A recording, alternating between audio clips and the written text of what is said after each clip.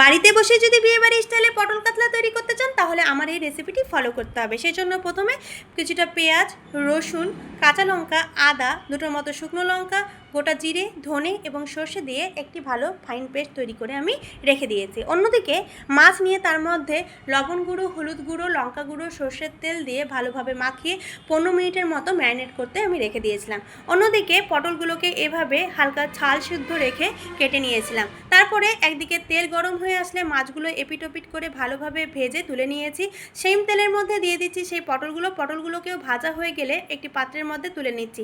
সেই একই তেলে দুটোর মতো ছোটো এলাচ এবং তেজপাতা দিয়ে আর টমেটো দিয়ে ভালোভাবে ভেজে নিচ্ছি যতক্ষণ না টমেটোগুলো গলে। টমেটো গলে আসলে তার মধ্যে সেই তৈরি করে রাখা মশলাটা দিয়ে ভালোভাবে কষিয়ে তার মধ্যে লবণ গুঁড়ো, হলুদ গুঁড়ো দিয়ে আবারও কষিয়ে নিচ্ছি। তারপরে পটলগুলো দিয়ে আবারও জল টানা অবধি কষিয়ে নিয়ে জল টেনে আসলে তার মধ্যে ঝোল করার জন্য জল দিয়ে দিচ্ছি। ঝোল ফুটে আসলে তার মধ্যে মাছ দিয়ে কিছুটা চিনি ছড়িয়ে দিয়েই তৈরি হয়ে যাবে আমাদের এই সুস্বাদু রেসিপিটি।